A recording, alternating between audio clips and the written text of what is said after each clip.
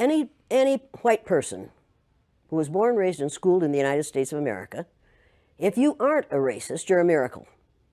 Either that or you decided to educate yourself. Because education in this country is about white is right, brown's all right, black's got to stand back. Yellow's mellow, but whites, we educate in a way that says that white males have done all the adventures, have made all the adventures, have done all the discovering, have made all, everything that is good and has been accomplished according to social studies, which is actually anti-social studies, by white males.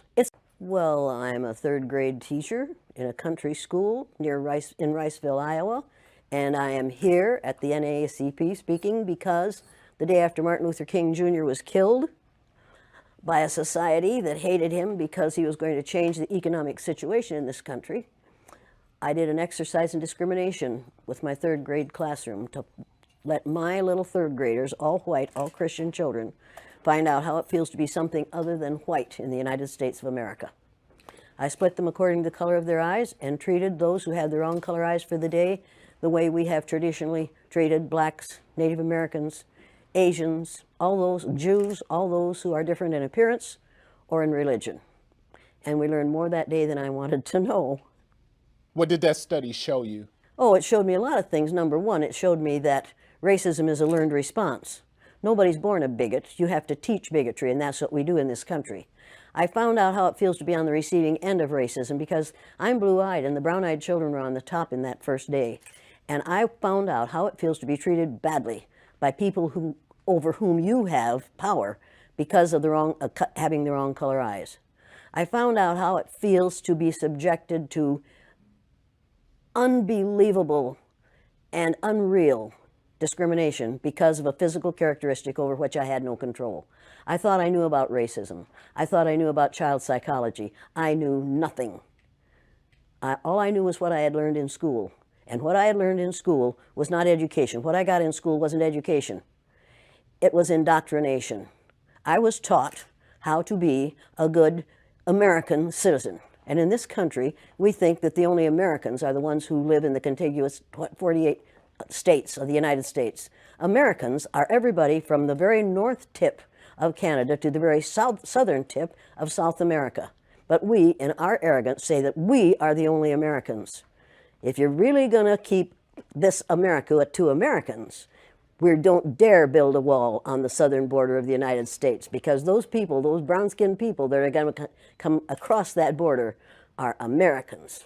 Now, we'd better choose our language or choose our behaviors. Let me tell you something. It wasn't a study, and it wasn't an experiment. I don't experiment with children without their knowledge or their permission. It was experiential education. It was giving a child an experience for the purpose of changing their brain.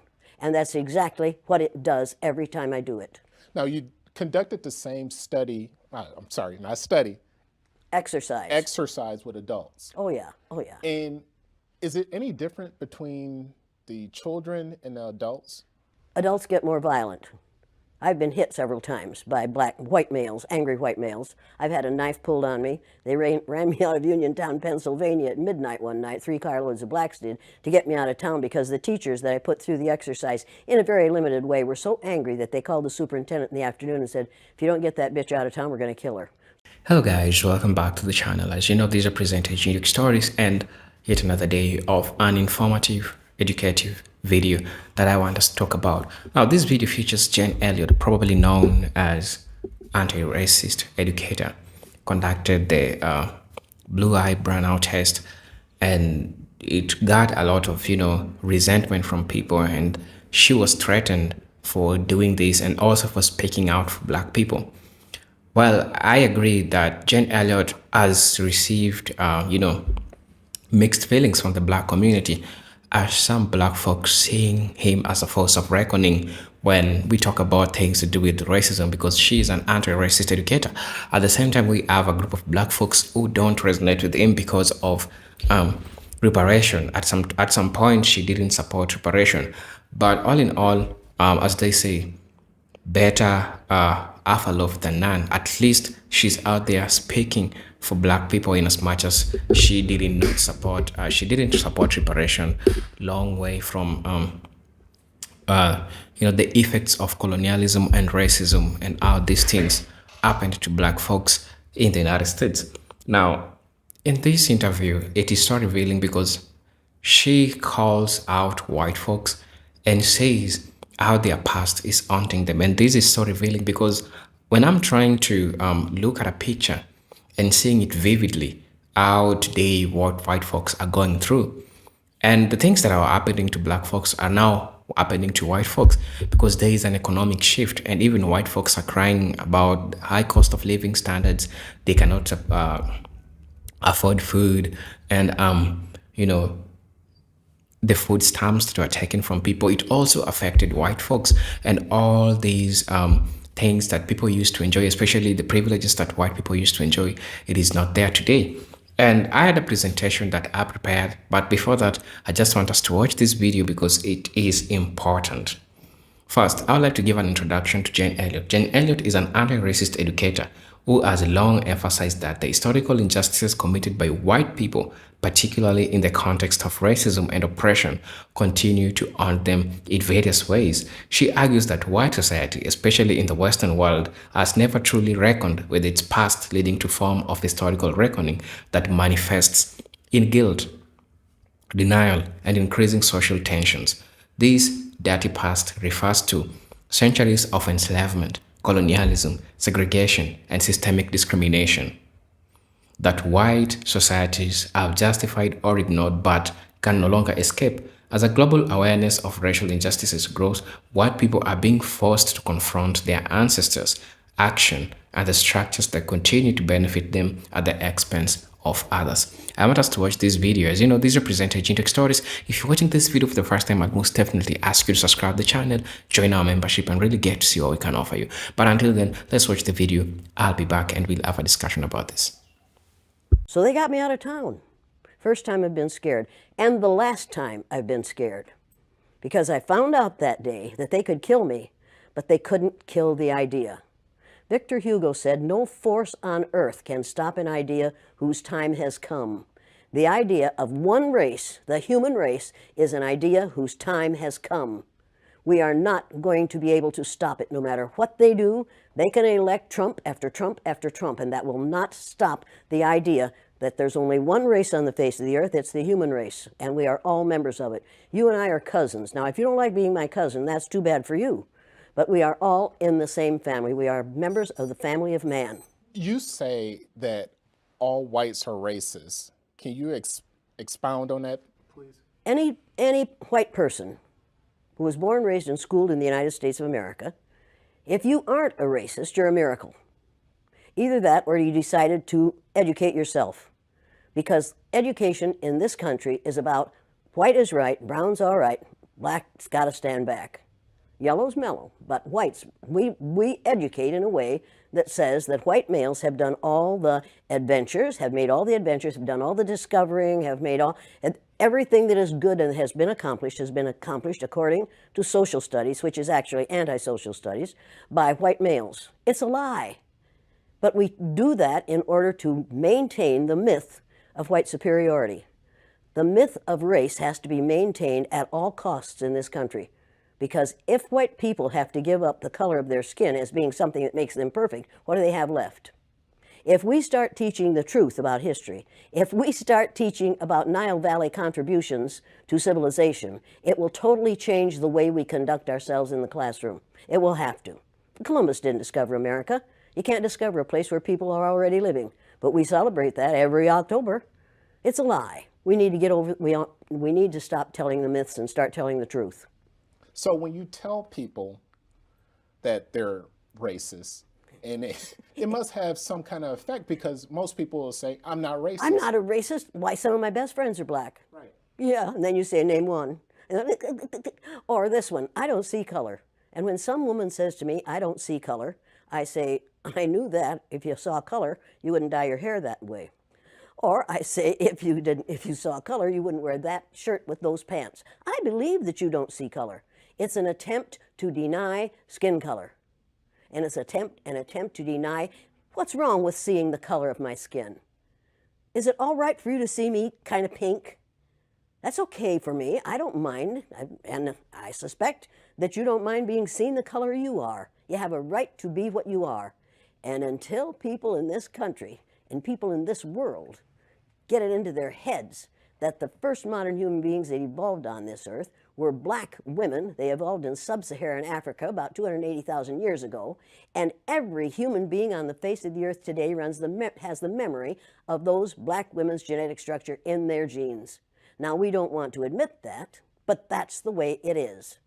And as people moved farther and farther from the equator, their bodies produced less and less melanin, so their hair, their skin, and their eyes got lighter. As they moved into the east, they ate a lot of fish and a lot of vegetables, so their skin took on a different tone. I found that out when I was raising little kids. My husband worked in a supermarket. He was the head of the produce department, and they had lots of oranges that they couldn't sell, so he'd bring them home, and I was feeding my kids orange juice like you never saw in your life.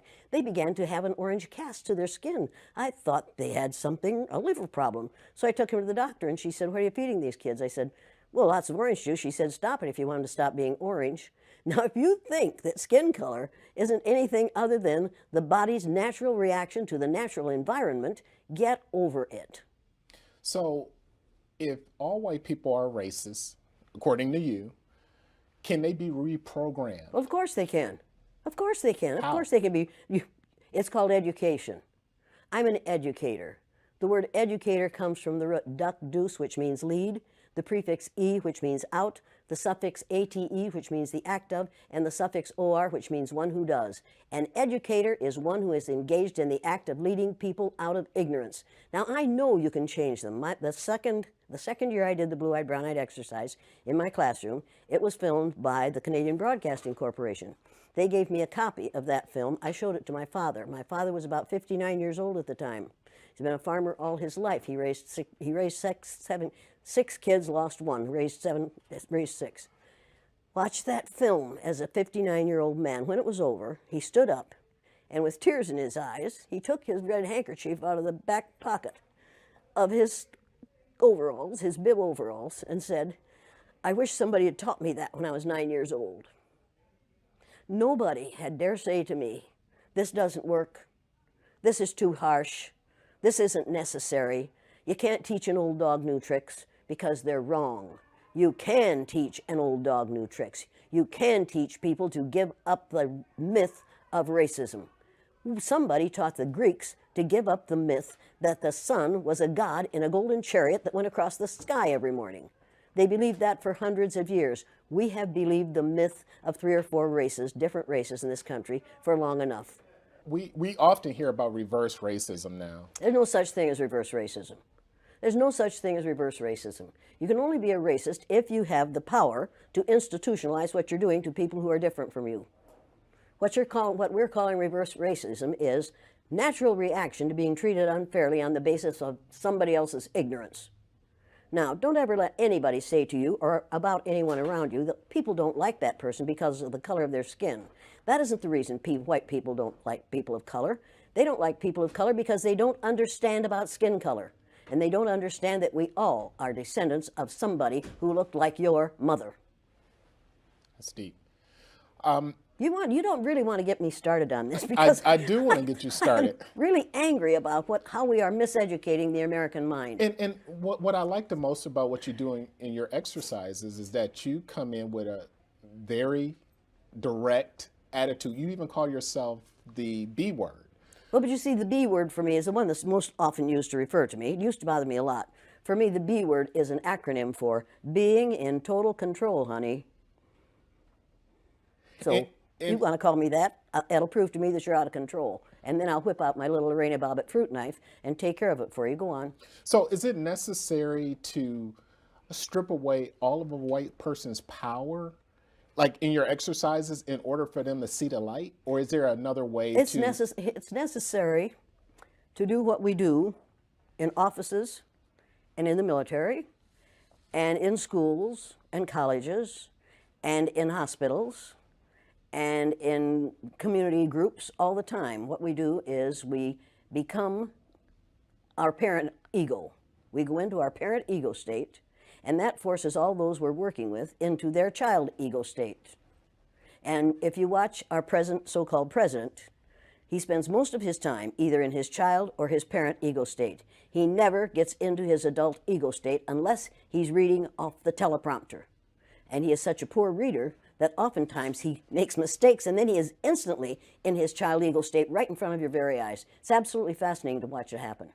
Speaking of our president, a lot of people say that racism has risen under him. Do you I mean, anybody who doesn't say that hasn't been paying attention.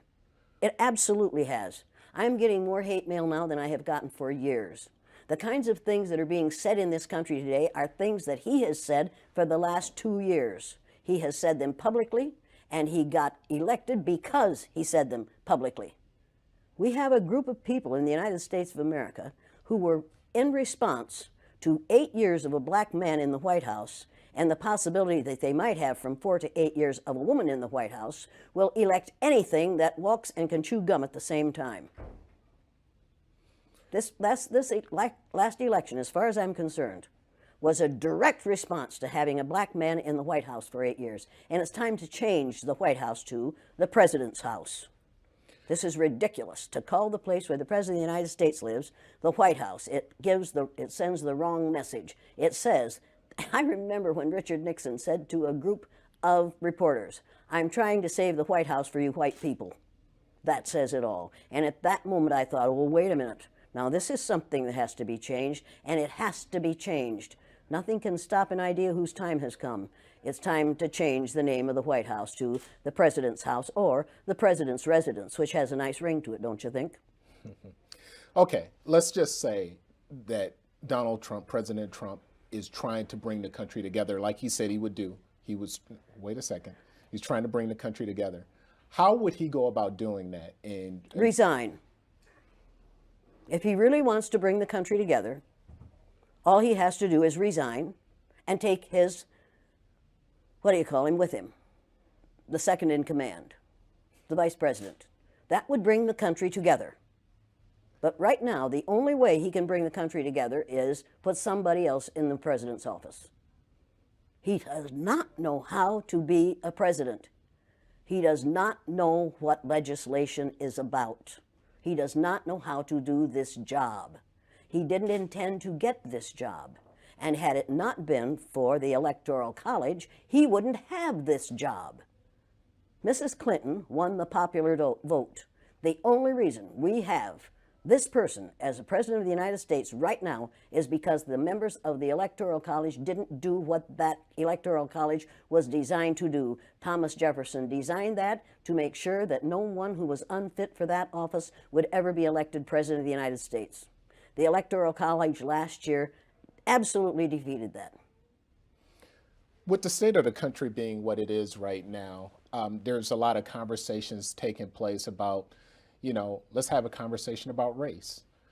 How would a person go about having that conversation? What can they expect to happen in a conversation Well, like the that? first thing they have to do is not talk about tolerance. I found out the day I was on the bottom in the blue-eyed, brown-eyed exercise with my students. I found out how it feels to be tolerated. I found out that tolerance means put up with or allow me to be. I don't need your allowance, and I don't need to be tolerated. I want to be valued, recognized, and appreciated. Put your tolerance where the sun doesn't shine. I do not believe in tolerance because in this country, we tolerate zits when we're little, zits when we're teenagers, hot flashes when we're old, and the flu and bad weather in between. We tolerate ugly things that are going to go away. I don't intend to tolerate anyone. I intend to recognize, appreciate, and value people, not to tolerate them. And I have all kinds of respect for the man who is part of the tolerance group in Atlanta, maybe. I have all kinds of respect for those folks, but we've got to change it from tolerance because the powerful can tolerate. The powerless have to wait to be tolerated. I have no time for that. I like that. No, I'm going to get lots of angry responses to that one. And I understand that.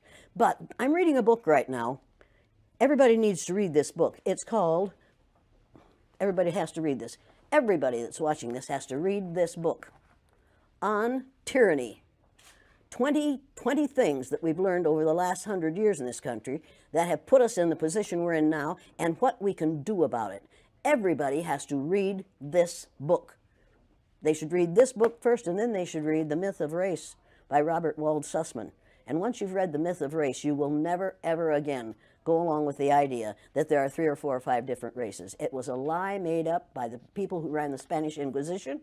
And before that, there were different colors, but race had nothing to do. There was only one race, the human race. We made that whole thing up. It's time to get rid of it. We have the power to do that.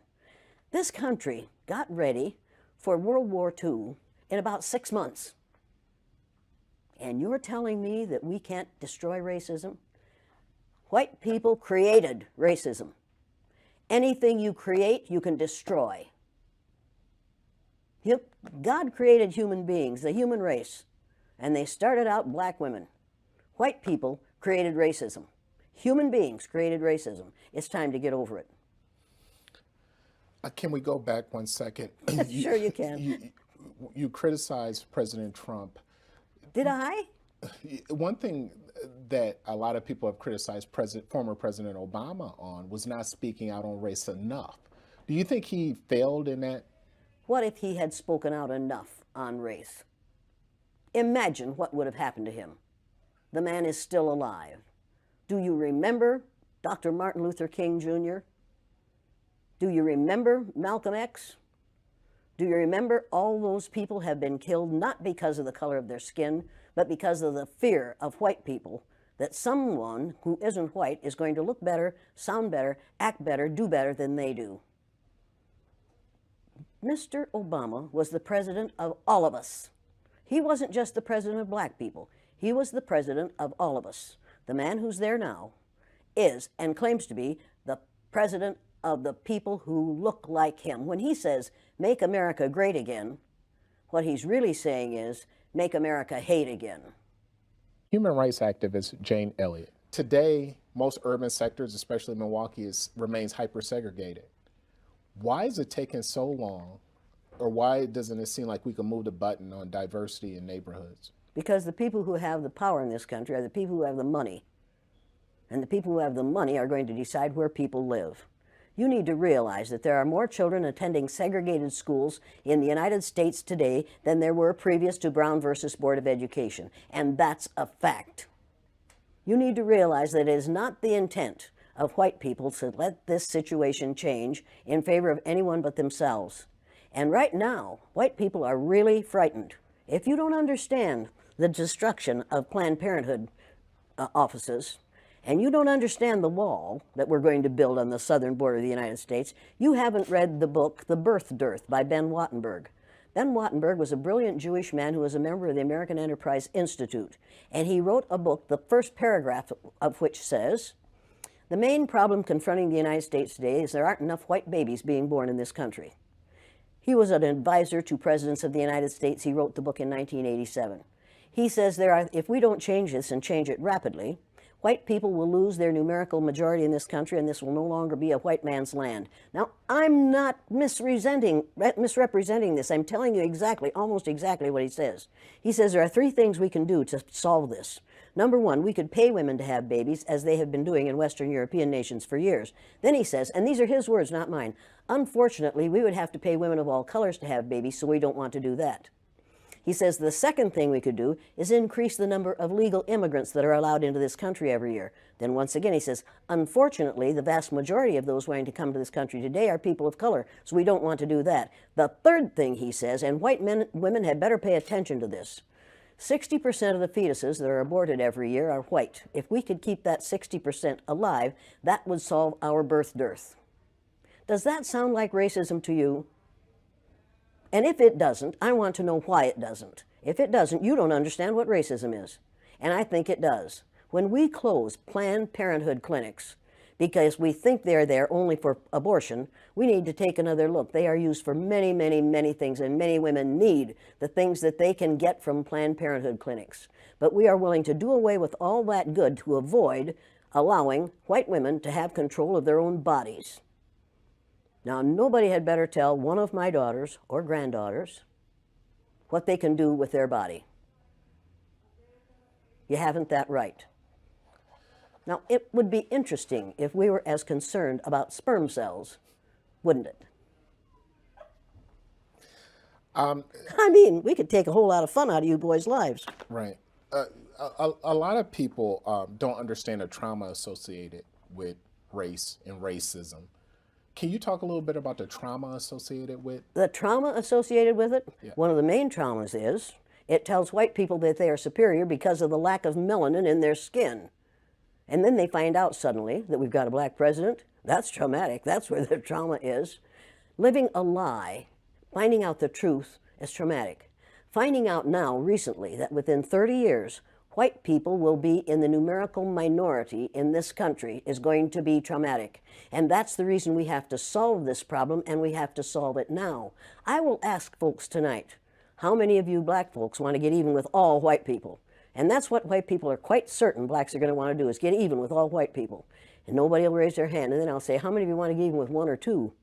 Every hand will go up, and you know why, and so do I. White people are scared to death right now, particularly white males. They're scared to death that they are going to lose their power in the future. And they are. But if you want to get ready for the future, if you want to be treated well in the future, treat others well in the present. What we do in the present constructs the future. What we have done in the past, we can learn from that. And we'd better learn from that. Those who forget the mistakes of the past are doomed to repeat them. And when you read this book, you'll realize that that's exactly what we're doing. We're repeating the mistakes that we have made in the past because we aren't teaching about these mistakes in the present. We are not teaching history that is true. We aren't teaching social studies that is true. We aren't even teaching true geography, for God's sake. Have you seen the Mercator map recently? Have you seen that great big Greenland hanging down in the middle of that map like a ripe plum? And have you seen the legend at the bottom that says South America is actually 9 times larger than Greenland? Were you aware of that? Most of those watching this program are not aware of that. You mentioned the wall several times. At first we heard several things about the wall. First, Mexico was going to pay for the wall, and yeah, but you need to know that 70% of what Mr. Number 44 and a half said during that campaign wasn't true. And the wall business wasn't true either. If his mouth is moving, his lips are moving, he's probably lying. You know that as well as I do. He doesn't intend to build a wall. We can't afford to build that wall. We have no business building that wall. We would be keeping Americans out of America. What's your question? The question on the wall is, when you talk to people about the wall, certain people about the wall, there's certain people for it, certain people against it. The people who are for it, what's their mindset? They're scared. They're afraid those immigrants are going to come over here and take their jobs. Let me tell you something. You can build a wall 50 feet tall, and smart Hispanics, Latinos, smart Ecuadorians, smart others are going to tunnel under that wall and come up in their friend's house on the other side. You can build walls until hell freezes over. You will not keep that immigration from happening, and you'd better hope we don't keep that immigration from happening. We need those people. Do you know what will happen to the economy of this country if we take all the people who are brown-skinned immigrants out of this country, if we send them back? Do you know what will happen to our economy? Do you know what will happen to farming in California? Do you know what will happen to the price of your fruit? Do you know how hard it will be to get a good avocado? Do you have any idea what will happen to this country's economy if all those brown-skinned people go back to Mexico? I don't think we do. I don't think people have thought about that because they are being taught not to think. They are using a language. Right now, we are using a language that includes words like extremism and ugly language about people who are different from ourselves. People are listening to those words. They aren't listening to the philosophy behind them. They aren't listening to core principles which this person has none of. Now, just a couple more questions. When we hear, when I hear people say that they're not racist and things like that, and we talk about building racial harmony in this country, I don't think I'll see it in my lifetime. Can you predict in the near future or far future when we will ever have racial harmony? Oh in this yeah, country? in 30 years, white people will have found out that they have no choice but to get along with those who are different from themselves. I'm not willing. I'd love to wait, but I can't. At my age, I'm not going to be here in 30 years. But we could change this situation if we chose to. During the Second World War, we called the Japanese, and you'll pardon me, but this is what we called them, slant-eyed little yellow We didn't say that about the Germans. After the war, we rebuilt Germany and Japan, and we get along beautifully with the Japanese. That was in 1945 that we finally won that war. How many years ago was that? Figure that out quickly. I'm not a math person, but You're not a math person, but you know it wasn't that far. Right. And it didn't take 50 years for us to have peace with the Japanese and the Germans, even though we dropped 2 atomic bombs on Japan. The Japanese hadn't killed 10 million people. Nowhere near that. We didn't drop any bombs on Germany, any atomic bombs on Germany. They were a different kind of people. We couldn't afford to do that. We killed how many Japanese people with 2 atomic bombs? And they forgave us. You want to talk about forgiveness? You want to talk about changing this thing? I cannot understand how Japanese people can stand the sight of any of us, and yet they do. I cannot understand why black people who have been subjected to the ugliness that they've been subjected to in this country can get up every morning and go to work among us and not be absolutely furious. And I don't understand why we allow white people to behave the way they do. I don't understand that. And my 3rd graders, after they'd gone through the exercise, couldn't understand it and wouldn't tolerate it. And when they went up to junior high and a junior high teacher used the N-word, one of my former students said, if you're going to use that word, I'm going to go out in the hall until you stop using it, because we don't use that word in this school. That was a 7th grader who told his teacher off. When we have enough students who are willing to confront people who are making racist, sexist, ageist, homophobic statements, we're going to be better off. We have got to stop tolerating the intolerable. If it's intolerable for my black cousins, and every black person on this earth is one of my cousins, if it's intolerable for them, it's intolerable for me. I will not tolerate it. I will not tolerate it. That is not that. I am required not to tolerate that kind of treatment for the people who are related to me. And that's every person on the face of the earth. If your ignorance is such that you'll mistreat somebody because of your ignorance about the color of their skin, don't do it around me. Number 1, I've been threatened with death lots of times. Now I say, go for it, fool. My husband died 4 years ago. Being with him would not be a bad thing for me. Death is not the worst thing that can happen to you. Living a worthless, useless life is much worse than dying. Hello guys, welcome back to the channel. I just hope that you're fine. First of all, I'll say thank you to Jen Elliott for using her voice, for using her purpose in this life to at least say something that a lot of white scholars don't want to recognize or don't want to talk about. Often this is often overlooked, and they see to it that this is things that we should not talk about, that racism ended a long time ago. But for him, she comes out and calls out all of those people who don't want to speak from this, because I believe that one way of solving a problem is by talking, is by recognizing who are causing the problem, is by recognizing where the problem is coming from. And now I thank her for using her purpose in this life to address these important issues and highlighting and making sure that white folks are online and calling them out for the actions or for the things that they did. Now, I prepared a presentation in regards to the same. When we say that the dirty past are hurting white people, they are following things that I came to look up and I tried to find out. Now, one of the key ways this is haunting occurs is through the psychological burden of acknowledging guilt. Many white individuals, when confronted with the realities of history, experiences discomfort because they have been raised in societies that glorifies their ancestors' achievement while minimizing or erasing their crimes. Jane Elliott points out that when white people hear about slavery, Jim Crow laws, or even modern systemic racism, they often react defensively. They often react defensively rather than acknowledging their role in the society as played in sustaining these injustices. The suppression of guilt does not erase the historical facts. Rather, it creates a cognitive dissonance, leading to resentment and resistance against discussion of racial inequality. Because while you're walking out there, you're trying to tell people that I didn't do anything. you have to live with the problem of, thinking between, being between accepting the reality and denying the reality this at the same time. And I think white folks are going through the cognitive dissonance of sometimes sitting in the middle because you are told that you didn't do any mistake, but at the same time, you're thinking about benefiting from the systems that you are put, the systems that made you be in a position that you are today, and the systems that made black people be where they are today.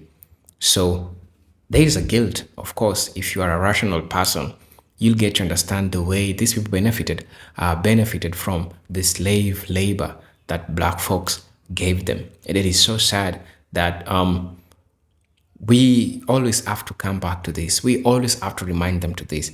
But it is sad, but it is true, and it is good that we are doing this. Another thing that I also came to find out is that the past owns white societies through the persistent inequalities that remain despite legal changes. Laws may have been passed to end slavery, desegregation, and discriminatory policies, but economic and social disparities continue to prove that history is not easily erased. Jen Elliott argues that white people today still benefit from the historical advantages their ancestors established through oppression, whether through generational wealth, better educational opportunities, or systemic biases in employment and policing. This creates an underlying tension where white people want to believe in meritocracy, but the realities of racial disparities contradict that belief, forcing them to either acknowledge systemic privilege or double down or on denial. They'll come to tell you that, America is a meritocratic society, that when you work hard, you are going to achieve everything. They're saying that without looking the structures. They're saying that without looking the advantage position. White people were at the advantage position. They had a head start as compared to black folks. And what does that tell you? Meritocracy does not work for black folks. It works for white people based on the vantage point they are. That's where the meritocracy is working. But meritocracy doesn't work for a hardworking black person who doesn't have any connection, who doesn't know nobody apart from these black folks. Doesn't work for them. I'm also going to talk about something. Jane Elliott also highlights the increasing racial anxiety among white people as demographic shifts. In Western countries, especially in the US and Europe, there is a growing fear among some white population that they are losing their dominance. This fear is directly tied to historical actions because they have been seen how oppressive their ancestors were. They assume that if they become a minority, they will be treated the same way. This paranoia fuels reactionary politics, xenophobia, and resistance to diversity initiatives, showing that the sins of the past are not just historical but actively shaping present-day behaviors. Actively shaping their present-day behaviors. There is a fear that they'll be overthrown, a fear that they'll be overtaken. Because as I checked, as I seen, the population of black folks keep on increasing, while the population of white folks keep on decreasing. And what does that tell you? It tells you that there is a big shift that is coming, that is making them getting worried. The haunting of white past is also evident in the backlash against anti-racist movements.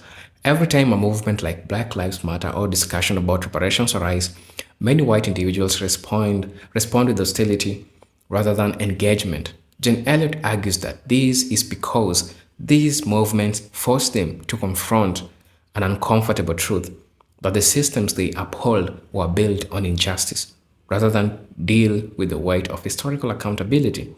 They attempt to discredit these movements, dismantling them as decisive or unnecessary.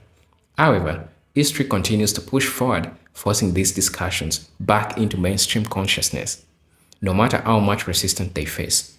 And I thank God that this is getting out there. Because just recently in the Black Lives Matter Plaza, what did they do? They tried to get it down. They're trying to make black folks be who they think they're supposed to be. They fear the black voices. That's why they're doing that.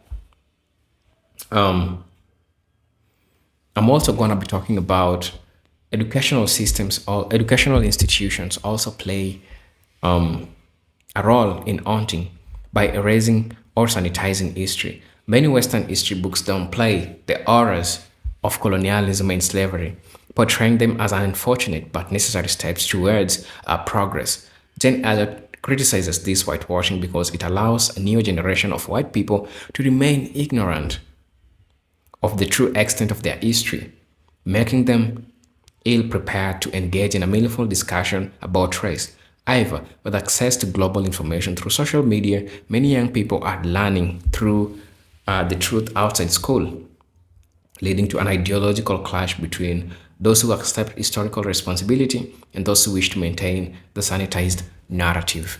And it is true. A person like me, the curriculum didn't teach me about the real black history. I came to learn it outside the schools, and it's true. Now, the concept of justice and reparation is another way in which white societies are haunted by their past. Call for reparation, whether for slavery in the USA or colonialism in Africa and the Caribbean, are reminders that historical crimes were never fully addressed. Jane Elliott often emphasizes that wealth stolen from black and indigenous communities did not disappear. It was transferred and continues to benefit white society today. The reluctance to discuss reparation is a sign that white people know deep down that their societies owe a great debt. But admitting it will mean acknowledging their direct ties to a past they want to distance themselves from. So I don't know honestly what you think about this, but I think the interview was so refreshing. The interview was so, giving. And I like how she herself knew what to talk about, knew how to respond to the questions because the questions that she was asked were really, really important, and I like her response. So I don't know where you're watching me from, but I just hope that you are doing fine. You're doing great wherever you are. As you know, this is your presenter, Jintuk Stories, and I'm praying and hoping that I get to see you, you get to see me again. I'll just ask you, if you're watching this video for the first time, brethren, I'll ask you to subscribe to our channel, join our membership, and really get to see what we can offer you. While you stay and get these educational videos and get these thought-provoking video, I hope you find also values in my commentary. But I'm hoping to see you again. Until then, peace, love, and harmony. Salute.